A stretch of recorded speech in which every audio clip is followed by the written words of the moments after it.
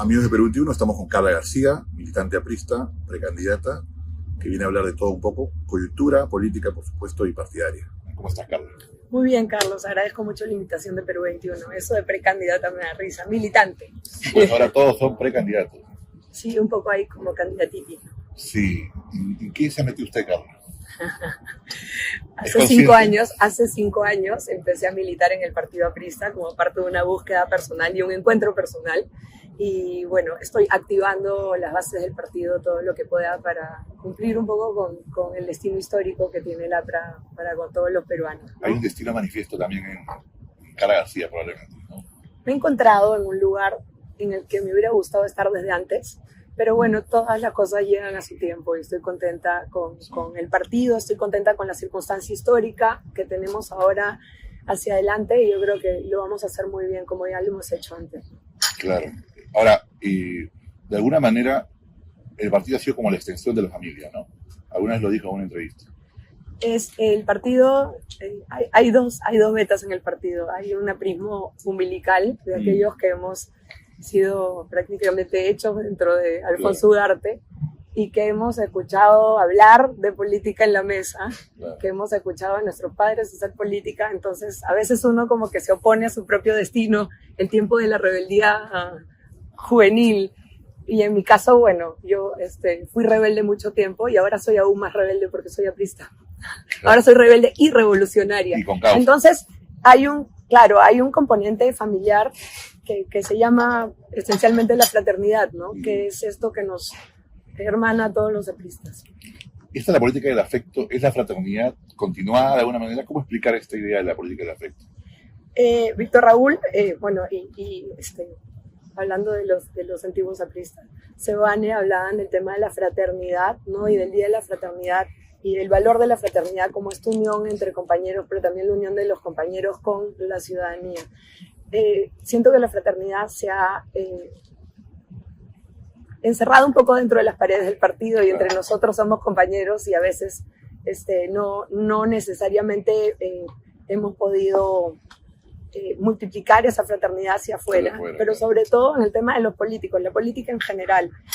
La política del afecto se trata de, que es un término que se lo encontré a Alan García en un texto, eso no es un invento mío, créditos Alan García. Voy a buscarlo, ¿no? Porque después de su muerte estuve leyendo mucho a Alan y muchos discursos. Por ahí está el libro. Y encontré que era el momento de hacer política del afecto, y fue ese concepto el que, claro, me dijo, esto es la política del afecto, pero que no es un afecto entre políticos y ay, que vamos a abrazarnos todos. No es la argolla, claro. No es la argolla de las alianzas, es sencillamente la política que hace política con afecto hacia el ciudadano, que es algo que han olvidado los políticos en general, me parece, ¿no? ¿Por qué están ahí y qué están yendo a hacer a cualquier instancia de gobierno? Claro, hay una especie de casta también ahí, ¿no? Para no usar esa palabra, pero sí, la argolla, en fin. Se han desconectado un poco de la gente, ¿no? Están totalmente desconectados, pero están desconectados porque tenemos en el gobierno una señora que no debió haber llegado al gobierno de ninguna manera, a pesar de ser una sucesión constitucional. Ella debió haber llevado unas elecciones inmediatamente. Fuimos pocos, 4 gatitos los que dijimos, ella no se puede quedar el día que ella dijo hasta el 2026. Y hubieron unas bancadas que la sostuvieron ahí a punta de prebendas. Y que son bancadas que tienen gente trabajando ahí y que necesitaban además ese tiempo, ¿no? Entre el 2022, diciembre del 2022 y el 2026 para construir sus campañas. Entonces, esta señora está gobernando sin ninguna legitimidad, se mandó a gobernar sin una bancada, que era la cosa más irresponsable, y se encontró una bancada en el camino, que está compuesta por Fuerza Popular y APP. Entonces, ella no tiene idea de lo que está haciendo, pero los congresistas tampoco tienen idea de lo que le están haciendo al pueblo peruano. Sostener a gente como Adrián Sen, o haber querido, muchos de ellos, sostener al terrible ministro del Interior que hace 2 semanas felizmente se fue, es una forma de pagar favores de gobierno y de mantenerse ahí, a costa de 6 muertos en el Perú por arma de fuego al día. Entonces, les molesta el paro, les molesta que los artistas se manifiesten, les molesta que los transportistas rueguen por su vida. ¿Por qué están esas personas ganando ese dinero ahí? ¿Por qué tienen todos esos asesores? ¿Por qué tienen esos carros? ¿Cuánto ganaban esas personas antes de llegar al Congreso de la República?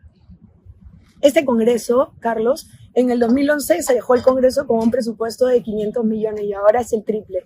¿Cuánto trabajan estos señores? ¿Qué han hecho por el país? Absolutamente nada. Lo único que hacen estas personas es inflar el aparato burocrático y tenemos un país elefantiásico que maneja un presupuesto gigantesco, se ha duplicado el presupuesto. ¿Quién es esa gente que está trabajando para el gobierno? ¿Dónde se ve? Quiero ver la lista de funcionarios de gobierno y qué hacen. Y en cambio se van difuminando en órdenes de servicio, no sé qué. No sabemos quiénes están ni qué están haciendo, pero los resultados son terribles. Entonces tenemos que hacer que la ciudadanía vuelva a creer en los políticos, pero en base al afecto de los políticos. La política no es un ejercicio de poder para servirse, sino es un ejercicio de poder para servir. Eso es lo que tenemos que llevarle a la gente. Mucha de la derecha puede estar en esa lista también, ¿no? ¿Cuál lista?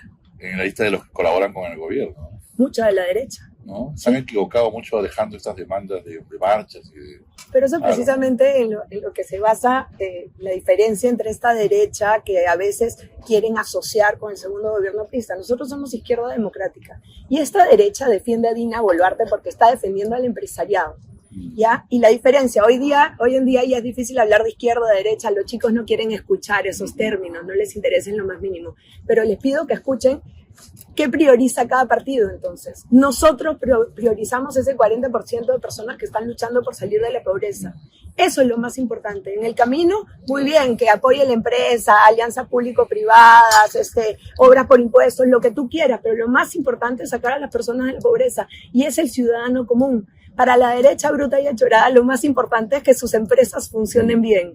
Nosotros queremos defender a los ciudadanos. Claro, es curioso porque esa gente que marcha es capitalistas populares, ¿no? Hay gente que está a favor del mercado, este empresario, el cumbiambero, el transportista. Debería estar con la derecha, ¿no? O la derecha debería estar con ellos, mejor dicho. Exactamente, pero como se les ha criminalizado todo el tiempo a las personas de a pie, digamos. La cancha, ¿no? Claro, se les ha criminalizado, ¿no? El otro día escuchaba a Velázquez que estén diciendo que si una señora pone una peluquería con su hija, al día siguiente le cae la Sunafil, ¿no? Les caen, les ponen impuestos. O sea, se ha criminalizado el esfuerzo de las personas por salir adelante, en vez de ayudarlos a formalizarse y a tener una vida mejor. Entonces vamos a dejarlos afuera. Y eso le regala, como tú dices, la cancha a los comunistas. Claro. Y hay una lógica de chantaje ahí, ¿no? Si no es el cupo, es la municipalidad, alguien va y te pide plata y digamos, no se exprime un poco a la gente que está buscando salir adelante. Tienes toda la razón. Al final la SUNAFIL y las entidades que fiscalizan a las personas que tratan de salir adelante les cobran cupos a las personas y es un cupo que le cobra el Estado. Pero además, Carlos, todos pagamos impuestos y este Estado está ahí para protegernos, para darnos seguridad. Entonces el otro día puse riéndome en X, no riéndome porque la situación no da para reírse, pero ponía, ¿por qué no están indemnizando a las familias de las personas que mueren porque el Estado es indolente? Un Estado al que yo cada vez que compro un chicle le pago un impuesto. Si ellos no me pueden asegurar la vida, ¿por qué yo tengo que pagarles?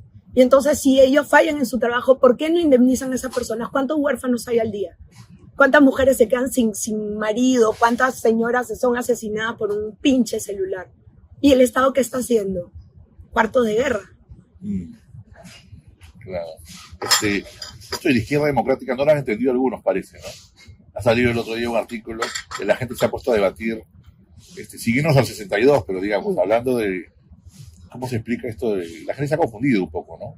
Es curioso porque, y además, de alguna manera lo veo como un piropo, que es que yo milito en un partido que tiene 100 años de historia y eso no lo tiene nadie más en el Perú. Entonces, claro, las personas que estudian la historia quieren generar un debate sobre cosas de 1962, sobre 1985 y, sin embargo, curiosamente se niegan a ver la historia del 2006 al 2011. Esa es la historia de la que no quieren hablar. Entonces, el tema de que si el APRA es izquierda, si es de derecha, el APRA es y siempre será de izquierda democrática. Es un partido que nació de la unión de los estudiantes y de los trabajadores, intelectuales y obreros. Entonces, es un partido que cohesiona a la ciudadanía. Ahora, si producto del cambio, porque como dicen, solamente los estúpidos no cambian, y Víctor Raúl sabía muy bien que el contexto cambia y entonces las políticas tienen que cambiar. Producto del cambio, en el segundo gobierno, fue un gobierno que trabajó muy de la mano con la empresa privada, que antes era una cosa insólita de pensar en el partido aprista. Y al final las formas fueron importantes y las recordamos, pero sobre todo hay que acordarse de lo central. Nosotros agarramos un Perú de determinada forma en el 2006 y devolvimos un Perú en el 2011 que había mejorado enormemente. Y lo volveremos a hacer en el 2026. Una cosa que me llamó la atención es que la gente considera que ese gobierno es de derecha y sin embargo extraditaron a Fujimori y lo metieron preso, ¿no?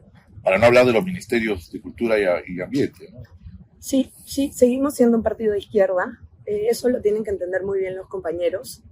La polarización y estos años post muerte del líder hicieron que mucha gente se confunda, ¿no? Que de repente aparezcan esos nuevos liderazgos en medio del duelo que se suscitó dentro del partido aprista, que es bastante lógico y que creo que fue evidente para todo el Perú. Aparecieron otros nuevos liderazgos que empujaban a unos hacia un lado y a otros hacia el otro. Y bueno, es momento de que los apristas vuelvan a centrarse en su izquierda democrática, que es, como te digo, ya para no usar los términos de izquierda o derecha,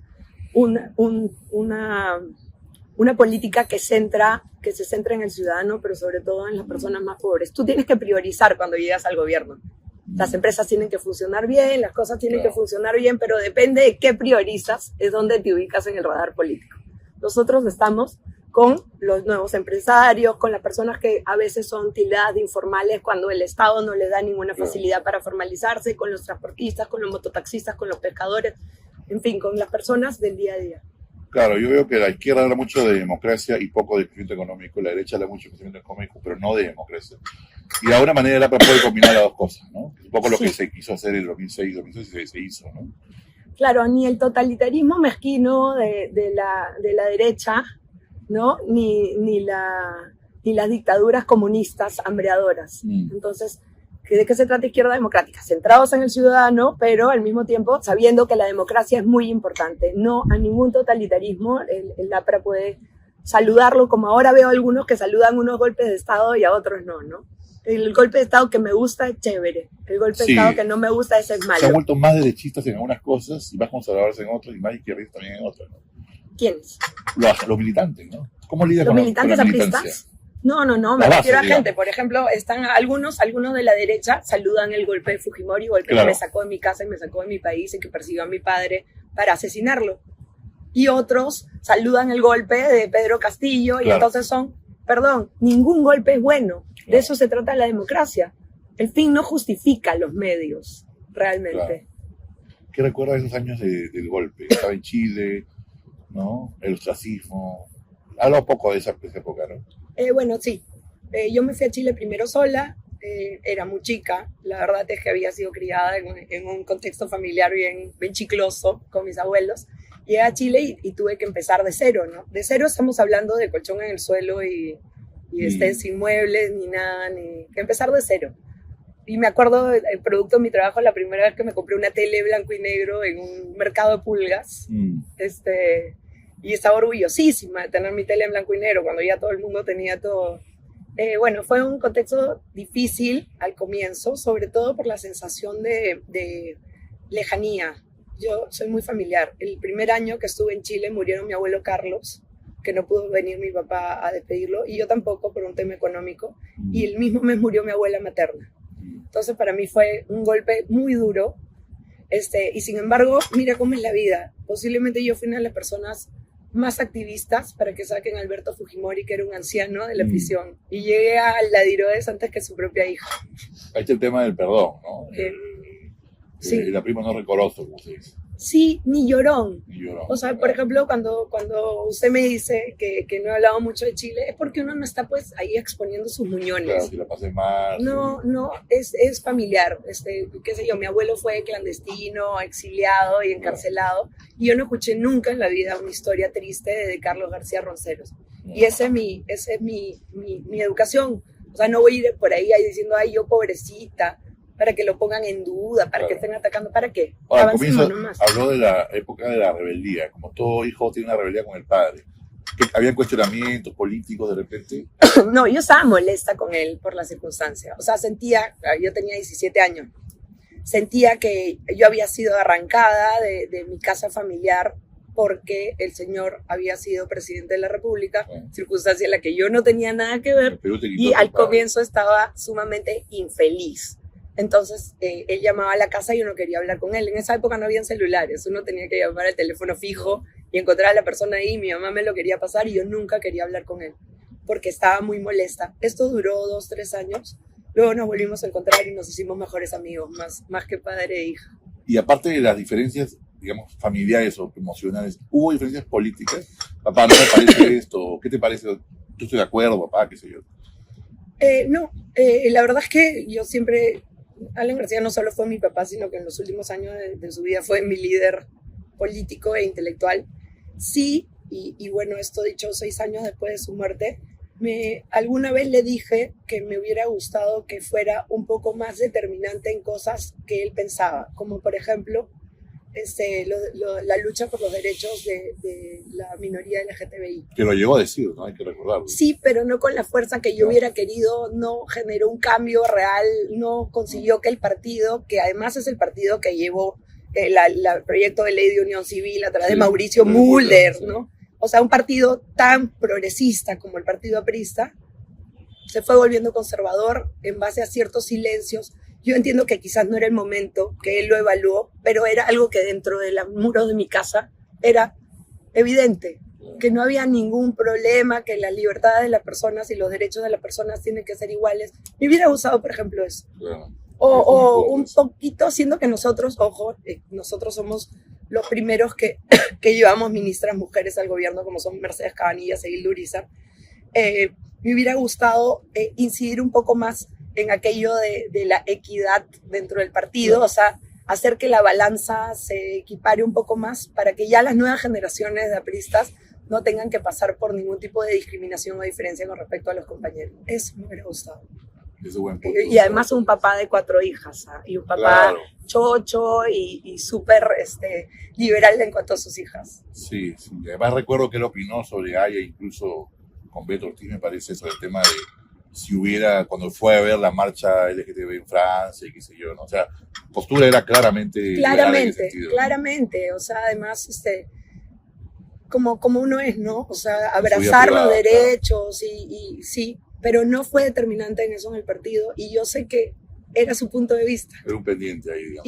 Y la otra, el tema de las mujeres, ¿no? Quizás yo hubiera hecho que las mujeres asuman puestos o prepararlas más para asumir puestos más importantes dentro del partido, porque hacen muchas generaciones que las mujeres, si bien tenemos una secretaria general mujer, de lo que estoy muy orgullosa, y saludo a la compañera Belén García, no estamos equiparadas a los hombres todavía, y hay que hacer una chamba que se está haciendo desde distintas capacitaciones que hacen determinadas compañeras. ¿Han sentido mucho machismo en el partido? No he sentido machismo, pero he sentido edadismo, sí. Viejismo, edadismo. Edadismo, no sé cómo vas a decir viejismo. Edadismo.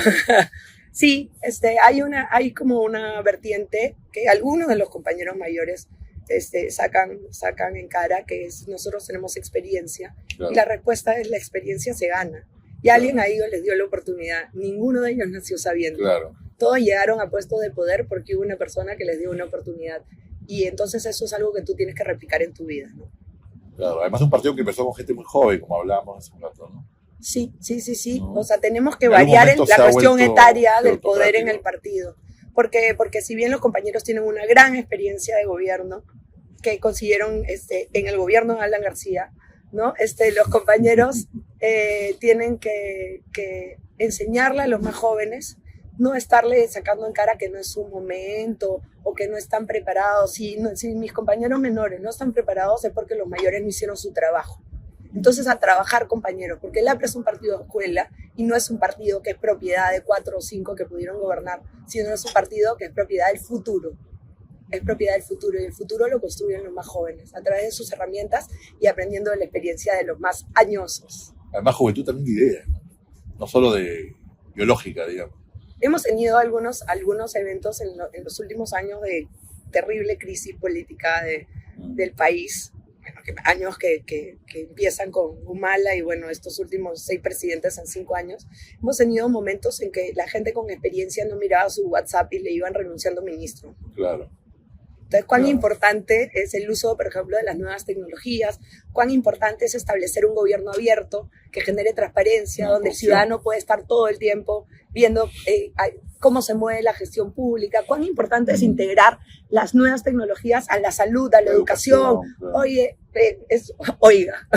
Oiga, esencialmente, hoy en día uno puede operar operarse con el mejor médico del mundo estando en Lima y el médico en Estocolmo.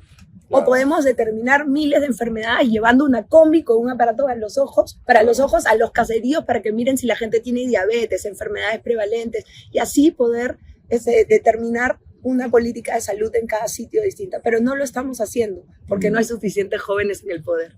Claro. Ahora, el edadismo es algo que atraviesa toda la política, ¿no? Porque en todos los partidos hay este tema de los jóvenes contra viejos, entre comillas, ¿no? Sí, en los partidos nuevos no sucede eso. No, pues. O sea, tener un partido que tiene 100 años es un orgullo, es una emoción. También nos sometemos al escrutinio de los chancones que están en el año 1600 y tal, ¿no? O tenemos que sentarnos a hablar, en vez de hablar de nuestras propuestas, hablar que en el año 89, o sea, cosa que no le pasa pues a primero la gente, ¿sabes? Claro. Porque nacieron ayer y a nadie le importa a dónde van, es solamente una combi que lleva gente. Años. Exactamente. ¿No? Y además proyectar los siguientes 100. Porque estos partidos que no lleguen, de los 50 que están inscritos, los que no lleguen van a desaparecer.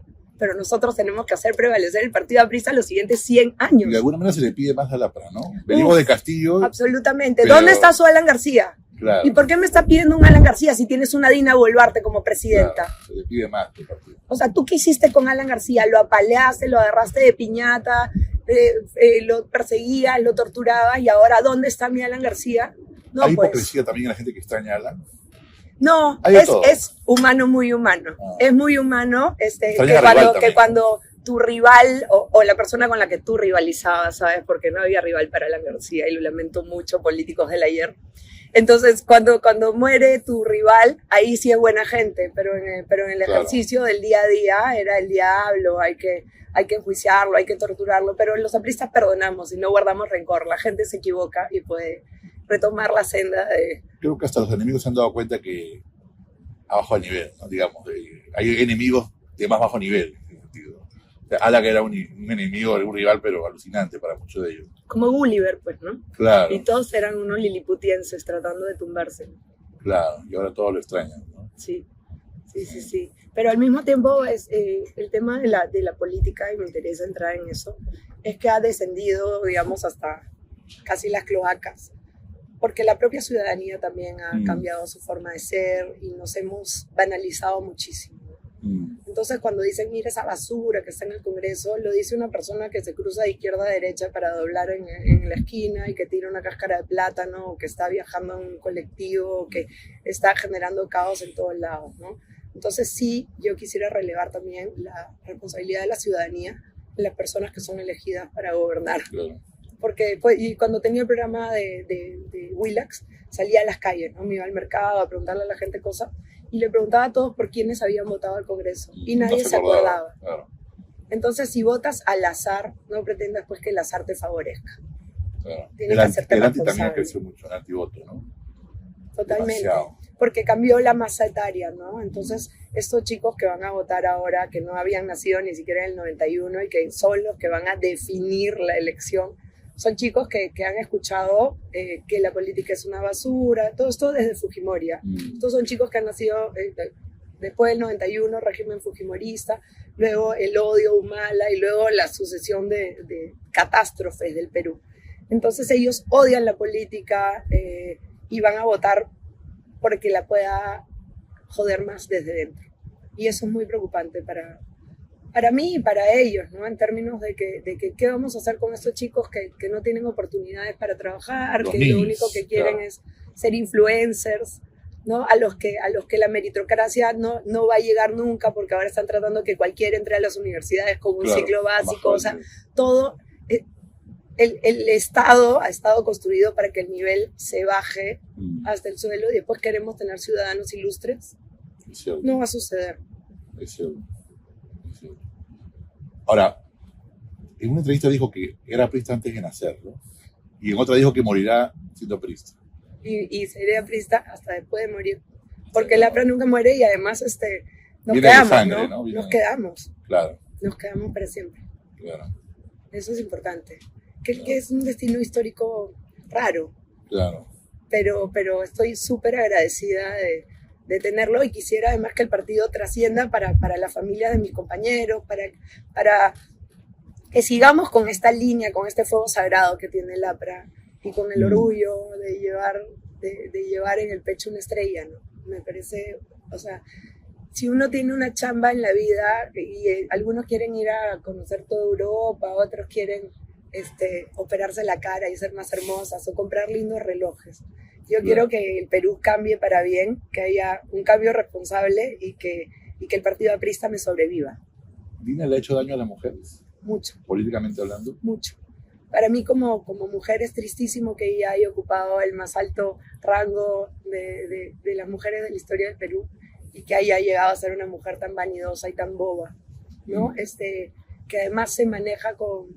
Yo siempre relevo que las mujeres no tenemos por qué ser dulcecitas, ¿no? Ni caramelitos de los hombres, ni hay la dulzura de la mujer, porque la mujer es madre, ¿no? La mujer puede ser policía, ministra, sicaria, si quiere, puede ser la mujer. Pero esta señora que ha llegado al poder es banal, es boba y además nos trata muy mal. Y se burla de los peruanos con su histeria y con su dificultad de contestar preguntas. Ya llevamos más de 200 días donde esta señora es incapaz de responder una pregunta. Pero ella no debió haber gobernado, ella debió haber sido la sucesión constitucional y debió haber llamado inmediatamente elecciones. Pero eso no le dio la gana a Alianza para el Progreso ni al fujimorismo, porque tenían otros planes. Entonces, eso nunca hay que olvidarse. Y eso les va a pesar, tiene que pesarles, la gente tiene que recordarlo. Y tiene que haber justicia para esos 50 muertos del sur de las primeras protestas. Porque esas personas murieron, a veces asusadas por gente mala, pero esas personas no eran necesariamente malas. La vida de todos. Y la forma en la que murieron tiene que dilucidarse. Volviendo a Alan, estábamos hablando... Siempre volvemos a Alan. Siempre volvemos a Alan, ¿no? Por ejemplo, China, Alan escribió de China, lo que hablamos hace un rato, ¿no? Pizarro le pone la estatua, Alan escribió de Pizarro. Sí. ¿Qué nos dice Alan hoy en día? Nos sigue diciendo cosas. ¿Qué nos diría en este contexto? Así, un contrafacto. ¿Qué haría Alan ahora? Yo creo, y ayer me preguntaban algunos congresistas, porque me llaman congresistas y me preguntan qué haría Alan. Y digamos, es muy difícil ser la traductora de Alan, porque si yo fuera Alan, esa circunstancia no estaría sucediendo. Y uno tiene que medirse en su real dimensión. Claro. Yo no soy Alan, pero nadie más lo es tampoco. Claro. Entonces, el tema es que cuando me llaman a preguntarme qué haría Alan, en el contexto, por ejemplo, de Adrián Sen, yo creo que Alan hubiera dicho que Adrián Sen se tiene que ir. Mira, hubiera sido oposición, Dina Boluarte, por supuesto, jamás hubiera estado diciendo que la estabilidad del país depende de Adrián Sen, porque la estabilidad del país es la estabilidad de las personas que salen a la calle y que son avaliadas y que un indolente congresista sale y les dice pongan vidrios antibalas. Soluciones del nuevo Perú, imagínate tú. ¿Por qué no ponen vidrios antibalas? Oye, idiota, ¿no ves que esta gente sale a trabajar por 20 soles al día? ¿No quieres que salgan también adentro de un papamóvil? Claro, con mochila. O sea, ¿qué desconexión absoluta de la realidad es esa? ¿Qué hubiera dicho Alan hoy en día? Que si bien la señora Dina ya solamente le quedó un año en el poder y es un poco tarde y un poco cerca de las elecciones para que se vaya y que se genere todo este movimiento terrible que se generaría, además dejando el gobierno en manos de APP posiblemente, que siempre se puede estar peor en el Perú. Entonces, ya, la señora Dina no se va, pero se tiene que ir Adrián Sen. ¿Qué premier es este? Al tipo no le interesa en lo más mínimo nada, no está moviendo un dedo por la educación, no está moviendo un dedo por la seguridad, no está moviendo un dedo por la salud. Y recordemos que en este país nunca hay responsables. Y 5 muertos por Medifarma, por los sueros. ¿Quién es el responsable de eso? Se cae el techo del Real Plaza. ¿Quién es el responsable? Se le cae el puente de Chancay al ministro que se parece a Carlos Carlín. ¿Quién es el responsable de eso? No tenemos aeropuerto porque no hicieron la pista. ¿Quién es el responsable de eso? No hay responsables en ningún lado. Entonces, que se vaya ese premier. Eso sería lo lógico. Si no hubiera una coalición prebendaria de gobierno sostenida por APP, el fujimorismo y algunas otras bancadas que coquetean por ahí. Sí, mucho coqueteo hay ahí. Mucha ausencia, mucha cosa, mucha bollería de los congresistas, Carlos. Van, se esconden en el baño, no están, atienden por WhatsApp, ¿no? Mucha bollería. ¿Cómo sería un Alan candidato en 2026? ¿No? ¿Cómo sería una campaña de Alan ahora? Yo creo que iría más o menos por lo que estoy haciendo de región en región, que es apelar a que fuimos felices y volveremos a hacerlo. ¿Y la sabe? Eso es un lema de mi compañero Hernán Garrido de Leca. Pero yo más bien voy por la política del afecto y sobre todo por la política de la felicidad. Y el otro día les hacía acordar que en el 2011 se celebró el Año Nuevo en Palacio y tocaron los Yaipén. Claro. Y fue maravilloso, con baile, pero en el patio de honor. Pero a mí, Carlos, lo que recuerdo es haber llegado a esta fiesta gigantesca, porque estaba la gente en la Plaza de Armas, adentro del patio, pero además la gente, el ciudadano, había una alegría, usted, ¿no? y yo estábamos adentro del Salón Dorado y adentro del Gran Comedor, y no había, me voy a chorear, romperé, y tampoco había desconfianza de parte de las autoridades en las personas. Ese ambiente de felicidad es el ambiente que yo quisiera recuperar para el Perú. Un poco, ¿no? No, ahora el otro es el enemigo siempre. Hay que señalar al otro. Malditos transportistas generan inestabilidad, dicen. Los que están en una oficina viendo el país a través de una computadora. Claro. Y no tienen que salir a sacarse la mugre al sol, ¿no? Y a ponerse a que los maten. ¿Por qué los están matando? ¿Por qué estamos dejando que suceda eso? Claro, 30% de personas han sido extorsionadas, Carlos. El cupo por extorsión, la cuota, es parte de los activos fijos de todas las empresas en el Perú. Es parte de los presupuestos de las empresas. Los alumnos ahora, ¿no? Los alumnos escondidos en las casas porque si salen los matan. Claro. Pero es impresionante porque cuánta gente no dice que está siendo extorsionada porque su negocio se cae. Claro. ¿Cuántos restaurantes a los que vamos están siendo extorsionados? Por supuesto, restaurantes, hoteles, líneas aéreas, todo. Y es parte del presupuesto de las empresas en el Perú, institucionalizado, pagar un cupo. ¿Cómo hemos permitido que lleguemos a eso? Bueno, los muchos sueldos son cupos, ¿no? Y el Congreso la tiene estacionada la presidenta. Un poco. Y siguen ahí, amigo periodista, siguen ahí, nadie les dice nada, siguen ahí los niños. Y nadie les dice nada, y esos son especie de perros que hacen políticas públicas. ¿Políticas públicas para quién? Para sí mismos. Un Congreso que aprueba la bicameralidad y al día siguiente quieren hacer un edificio de 13 millones o se quieren hacer una casa de playa en la playa Santa María. Eso es el Congreso de la República. Yo estoy segura de que debería haber una forma de que en el siguiente Congreso se establezca un gesto hacia la ciudadanía que tiene que matarse consiguiendo de qué vivir. Entonces, ¿sabes qué cosa? Analicemos cuánto ganaba cada congresista antes de llegar al Congreso y subámosle pues un 30%. Claro. Dentro del mercado que sea la correspondiente. Exacto. Entonces se bajan los sueldos de los congresistas, se quitan estas oficinas que sirven solamente para pagarle a los partidos, como es en su momento la editorial del Congreso, que debería seguir de todo el gobierno una misma persona, porque las políticas tienen que seguir, pero no, como son fuentes de empleo de los amiguitos, entonces participación ciudadana, todo va cambiando. Y más comisiones, y más cosas, y más. Entonces, sencillamente se ha triplicado el presupuesto del Congreso y ellos no hacen absolutamente nada, pero tampoco están cerca de la ciudadanía. Tiene que haber algo que los haga, 1, ir a trabajar, 2, el que no vota por ausencia, se le quita el día de sueldo. Ahí se va a acabar la gracia, pues, porque tú estás haciendo tu chamba. Tercero, como en otros trabajos, ¿no? He hablado con muchos constitucionalistas y tú sabes que como ellos son buena gente, no quieren que se elimine el voto ámbar. Claro. En la vida no hay, claro, es verde o rojo. Además tienes un equipo de asesores para prepararte y para que sepas, ¿no? No, justamente, se tienen que acabar las gollerías y el Estado tiene que achicarse. Porque si no están sirviendo para nada, y también tenemos que ver cómo achicar los programas sociales, que toda la plata se va en burocracia. Y ya vemos en qué ha terminado Jaliwarma y Guasimicuna, y los chicos se siguen intoxicando, posiblemente muriendo, porque los funcionarios son unos vivazos y unos choros, y entonces lo que menos importa es con qué se alimenta. Que se alimenten los congresistas y los funcionarios de Guasimicuna. Ese día va a cambiar la comida de los niños del Perú. Claro, el buffet del Congreso. Exacto, el buffet del Congreso, que lo hagan con las latitas de Guasimicuna, que vienen con gusano. A ver qué tal les parece. Bueno, y escuchabas que decías sobre la seguridad, ¿no?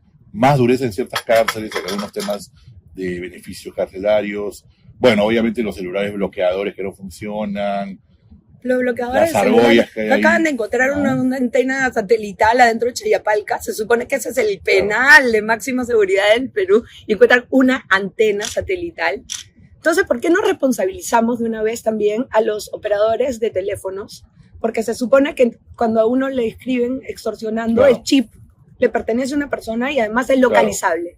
Claro. Entonces, siempre vemos lo malo de Bukele, ¿no? Mira cómo Claro. Bukele le pega a los presos, Claro. están tirados en el suelo. ¿Por qué no vemos lo bueno de Bukele? Que Claro. es responsabilizar a los carriers de teléfonos y Así decirles, es. tú eres responsable de cada uno de los Claro, chats. el yape, Están ¿no?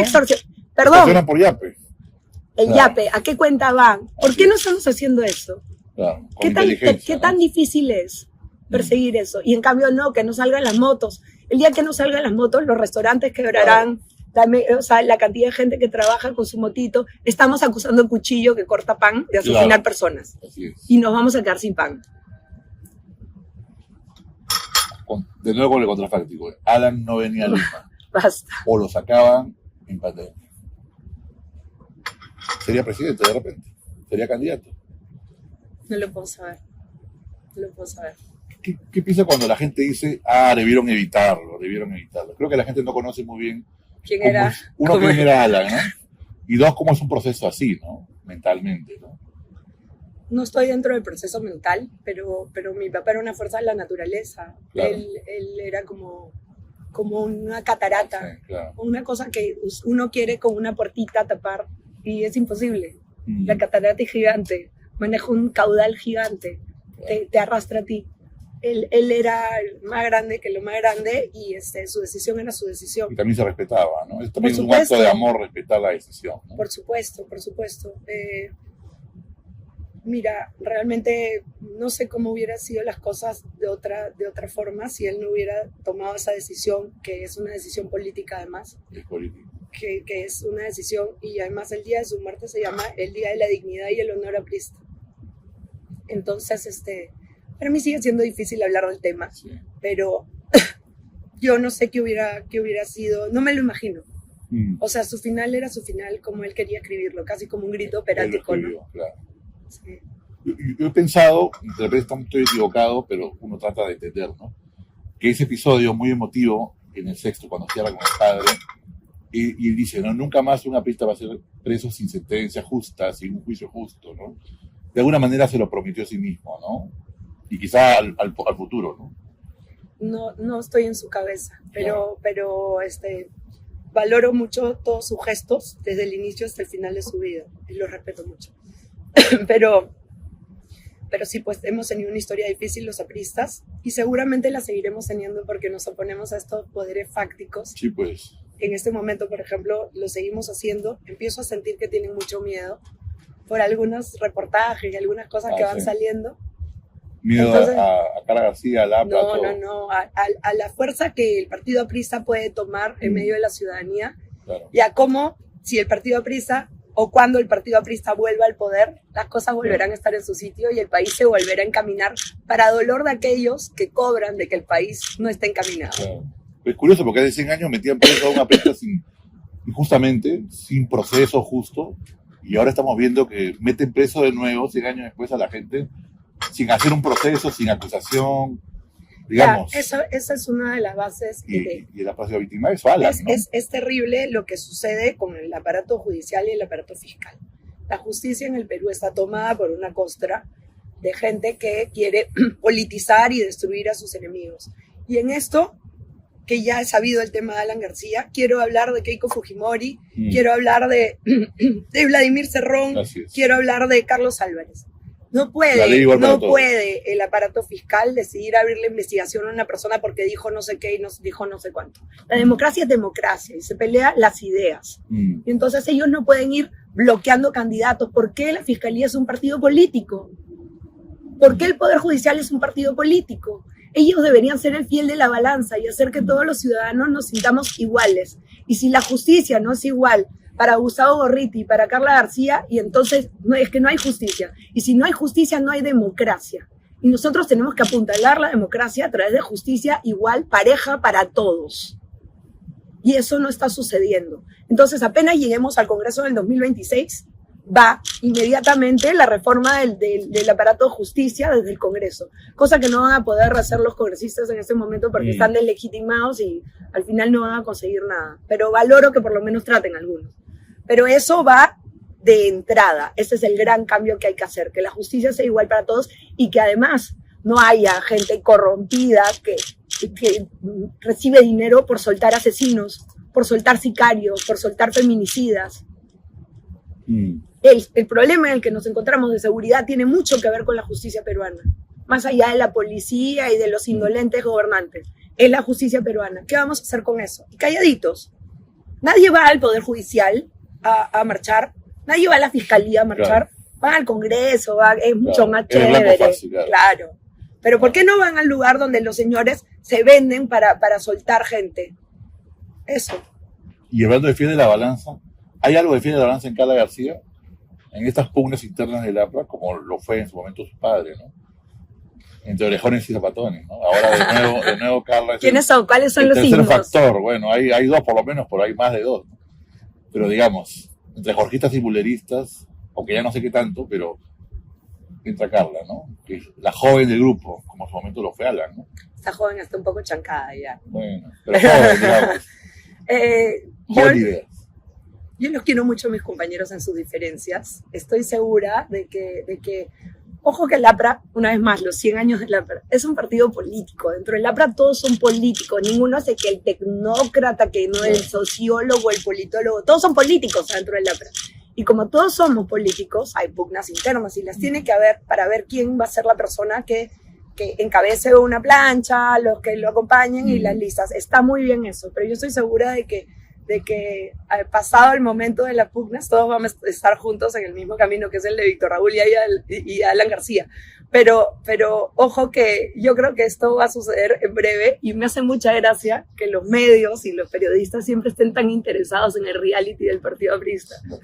Sí, deberíamos poner cámaras porque todo el mundo me pregunta y es una cosa maravillosa, sí. Porque ¿cuánto interés suscita el Partido Aprista en las personas? Sí, pues. Sí, es lindo. Deberíamos hacer un reality.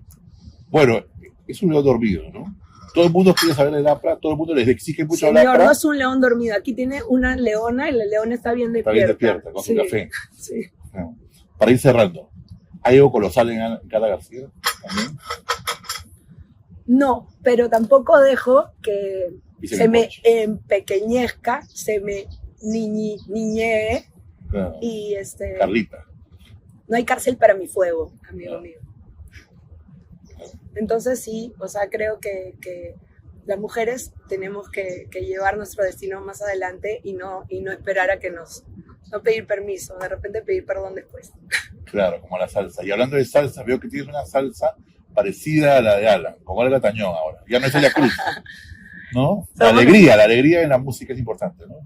Somos herederos de la misma alegría. Tenemos que seguir haciendo que la gente añore y que busque la felicidad, que busque el abrazo, que busque... Estamos tan separados todos, y no me refiero dentro del partido, sino en la ciudadanía, que tenemos que conseguir que pongan una canción y todos bailemos al mismo tiempo. Y si se puede, pegadito. Y claro, seremos felices nuevamente. Claro. Eso. Para cerrar ya, algunos candidatos, la típica. A ver. Keiko. Le va a ser difícil deslindar de Dina Boluarte. Escúchame, usted quiere un concepto muy largo, un desarrollo. No. El usted de Alan, bien de Alan, ¿no? López Aliaga. Me gustaría que baje el tono de la violencia verbal. No es bueno para él. Pero tiene un caudal de votos, sin duda, claro. Sí, va a ser importante. Bueno, Acuña. Gazapos como cancha. Su compañero de Castillo. Experiencia y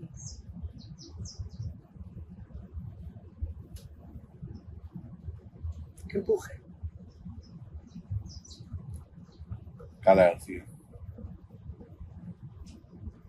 Política del afecto. Paréntesis, creo que González Prada decía que el peruano no sabe amar. No digo que coincido, pero yo creo que sí sabemos, ¿no? Sí, de verdad, yo creo que sí sabemos. Lo que pasa es que nos vemos obligados a pelear entre nosotros. Hay que conseguir que haya un hilo conductor que haga que todos avancemos hacia el mismo lado.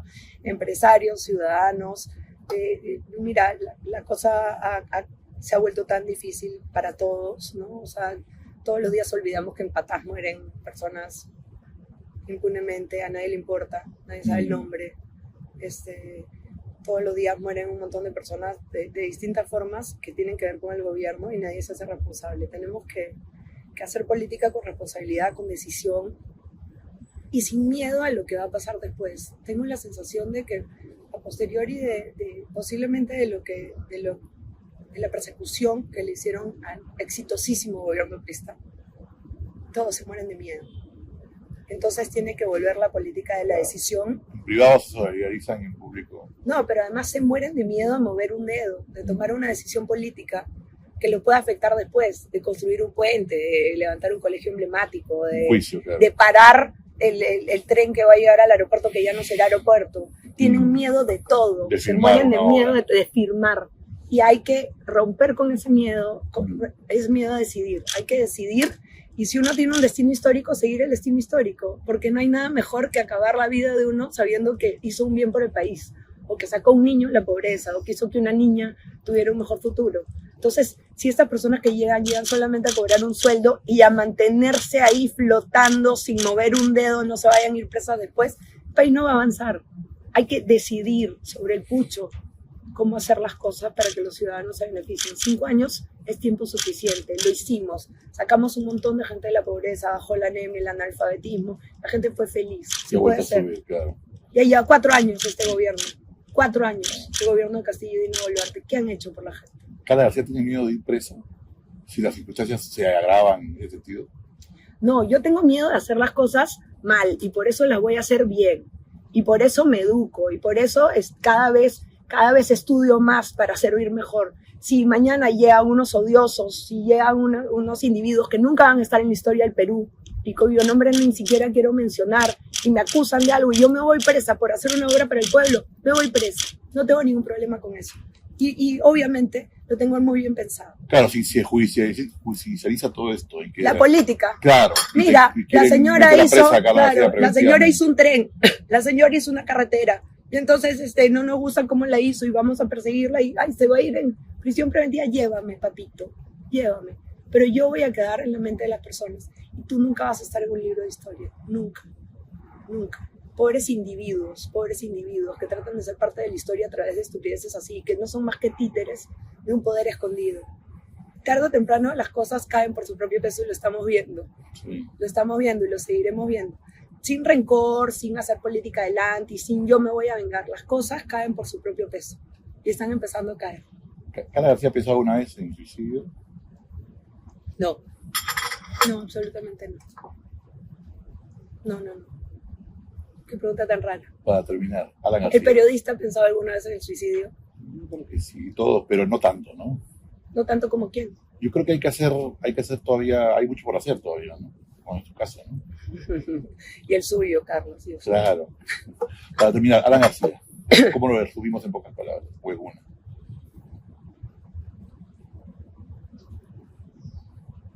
Una fuerza de la naturaleza, algo que nunca va a volver a existir. Muchas gracias. Gracias.